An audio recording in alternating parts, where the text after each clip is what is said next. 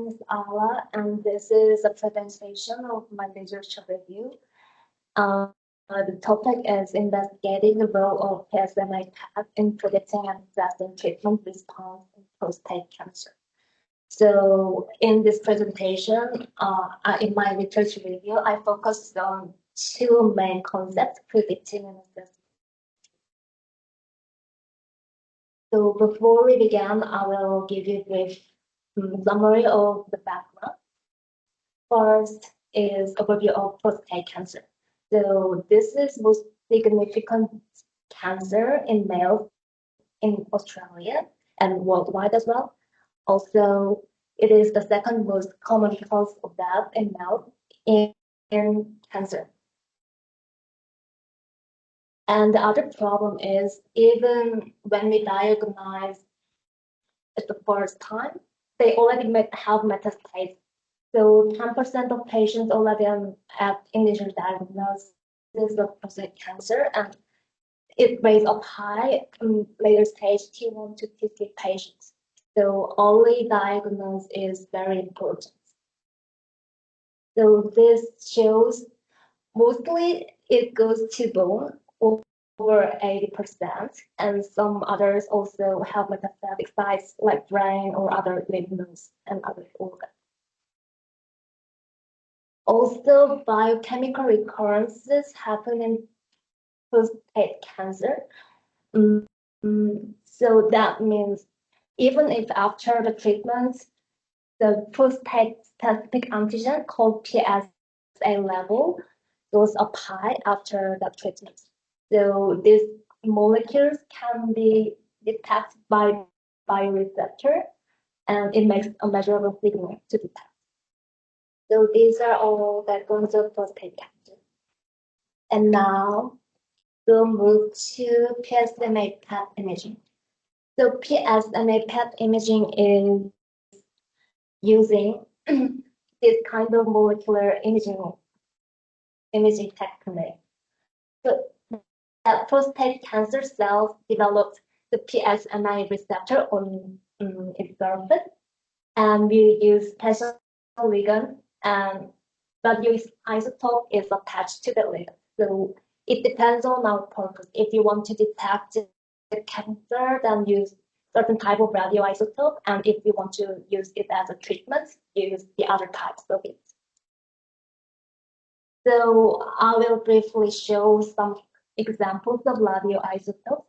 So for diagnostic purpose, we use gallium or fluoride, and therapeutic radioisotopes, we use these kinds of things. I will explain more about this later. So this is kind of molecular level detection. It shows better performance if we have lower PSA levels compared to other modalities. And also, I explained to you earlier, if we use a different radioisotope, we can use it as many different utility. So let me introduce about aims of the literature. So I set questions first and developed into research. So the first question is how we use this kind of imaging pictures to predict or diagnose the diseases. So, and the second question is the role of interim biomarkers. So we need to assess how the treatment goes while we are doing the treatment. So I focus on the role. And the third question is about treatment features. And lastly, I search for ongoing clinical trials and how it can be developed to future directions. So based on this question, I made a mind map to categorize it. So those predictive imaging features and interim biomarker things are the same as I did initially, but this responsive assessment framework, I actually missed it. So while I was doing the research, I set another question about this: how we can assess whether this treatment is going well or not.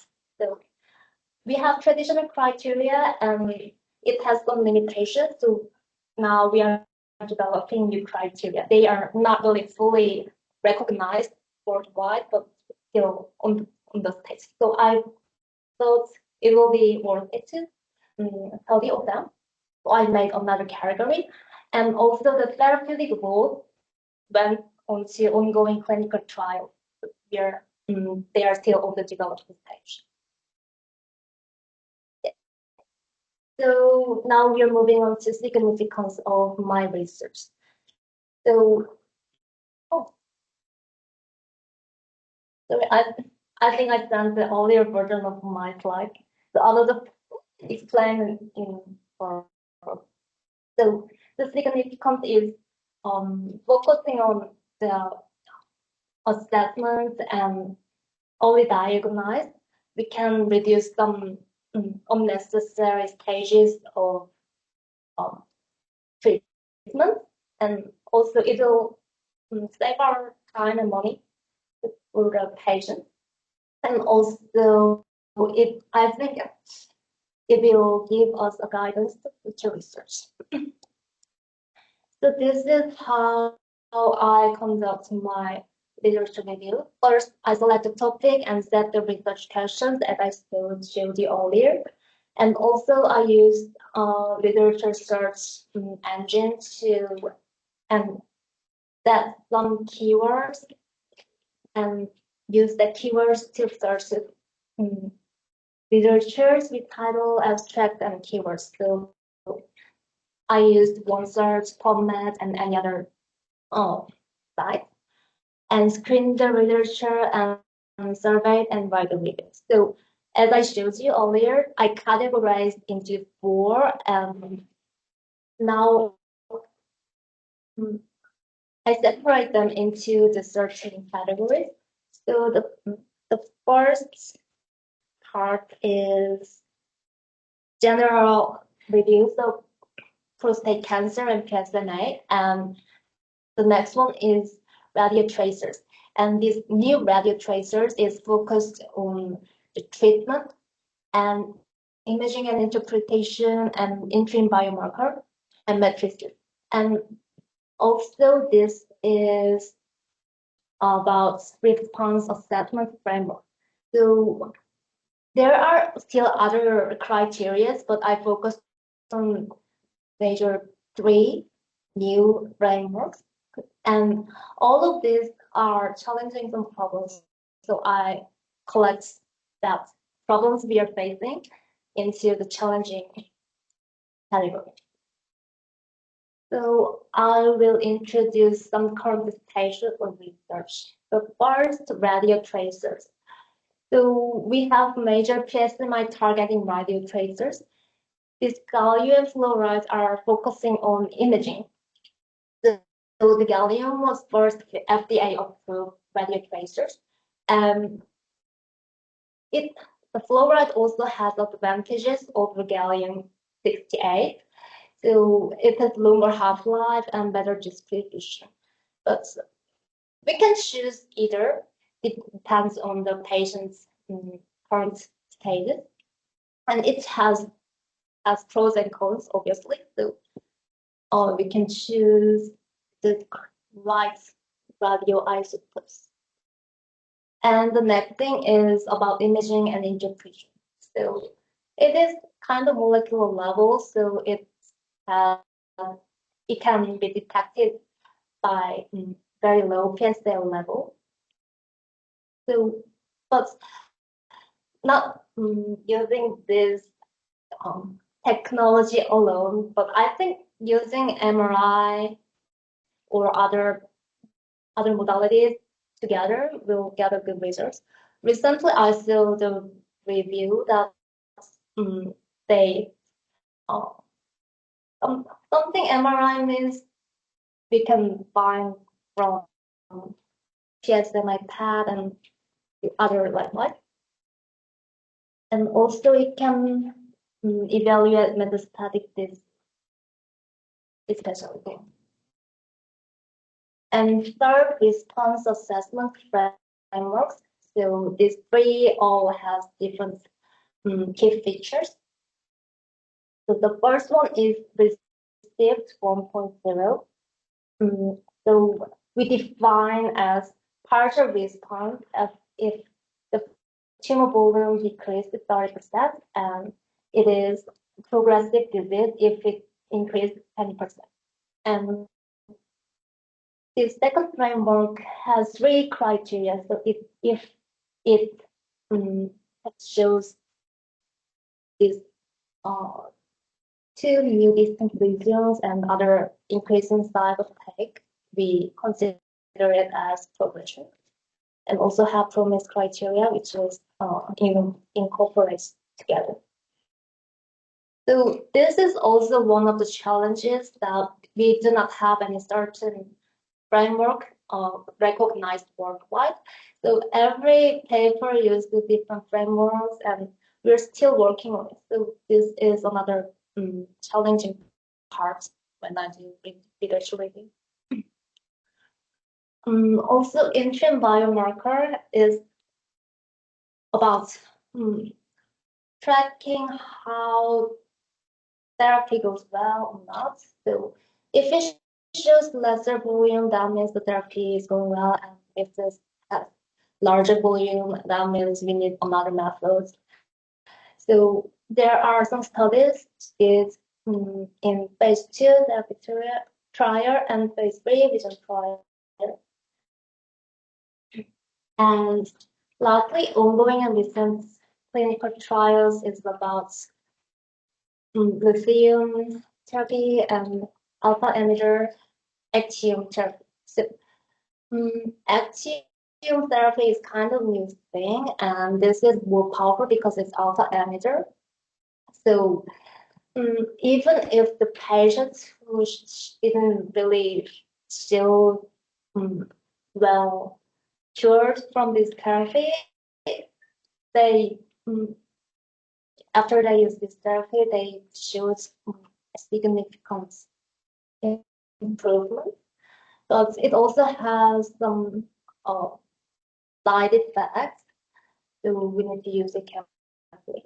So we're still working on one.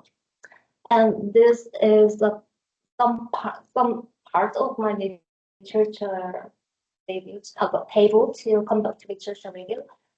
So title and author and modality, and I summarize outcome measures.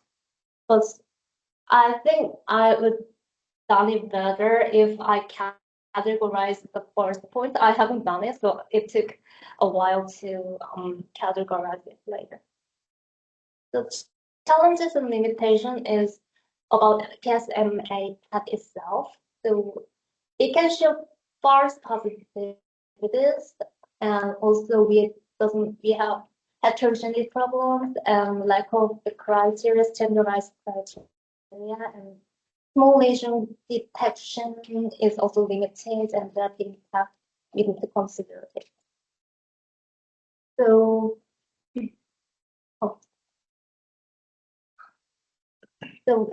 sorry, I think the reference thing and other view part, the next part isn't really sure because I sent from pop file. Sorry, but anyway, this is the end of my presentation. And if you have any suggestions for my future study or the study I've done until now, I'd appreciate to.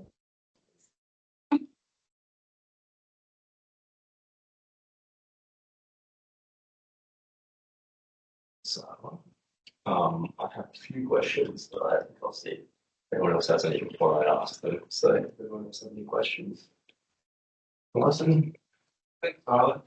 You talked about patient heterogeneity, which can influence the values, the quantitative values that you get from the PET scan. Are there other factors that might affect the quantitative values in a PET image, other than just the patient? Other than the patients.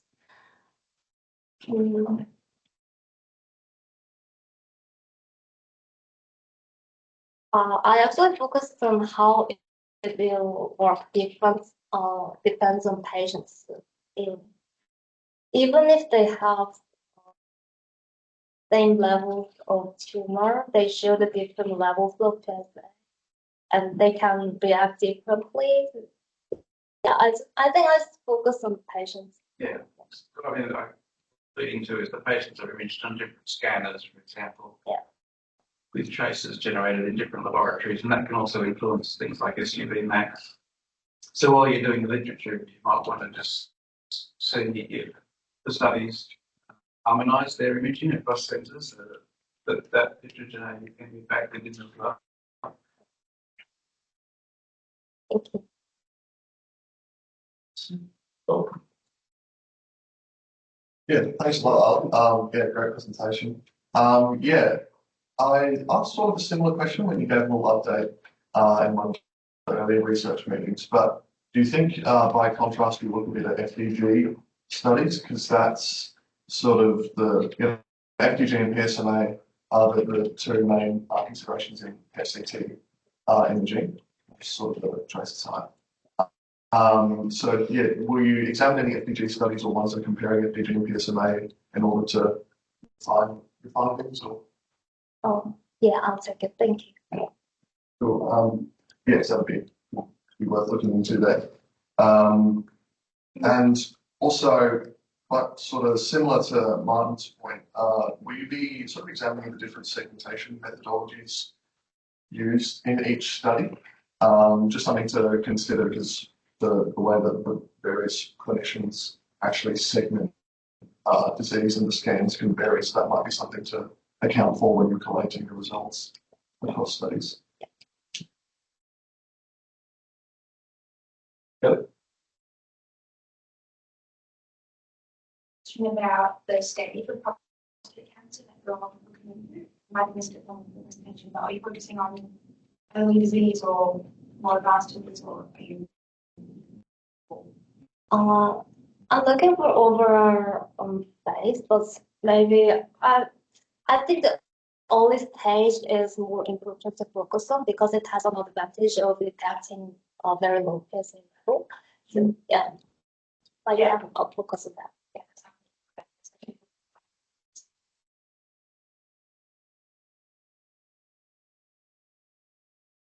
Yeah. I have a couple of questions, Arla. So I just wanted to follow on a little bit from what Joel asked. So actually, one of the studies that you cited investigated FDG PET specifically, the analysis of the therapy trial. So my question is just, what role do you think FDG PET plays in predicting treatment response for prostate cancer patients?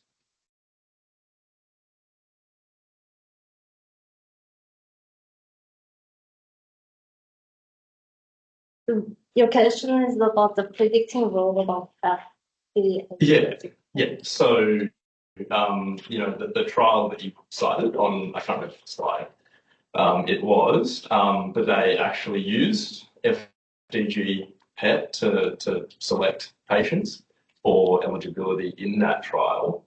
And I was just wondering what role you think FDG PET plays just in general. I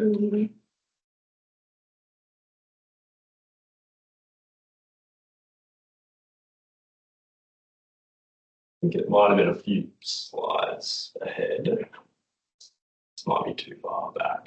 Yeah. No, sorry, ahead. Yeah, we're too far back now.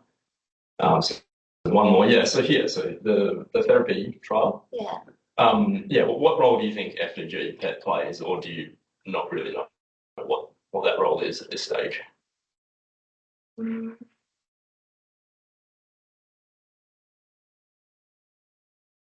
No, I'm not really sure. I can't really. That's all right. So yeah, probably recommend having a thorough read of that trial there, the therapy, because PSMA isn't the only way we can predict treatment response for prostate cancer patients. And not all prostate cancer is PSMA positive as well. So not all prostate cancer will actually express PSMA, which is kind of why FDG PET becomes important and why it was important for this particular trial. Maybe just a couple more questions.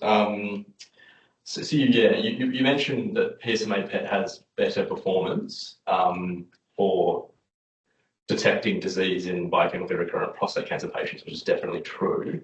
My question is what is that better performance relative to what other imaging modalities? For example, MRI, I think is focused on the skeletal anatomy, and PSMA PET is focusing on the biomolecular thing. So, yeah, I think it's better to detect in molecular level, so not just looking into the skeletal anatomy. Okay.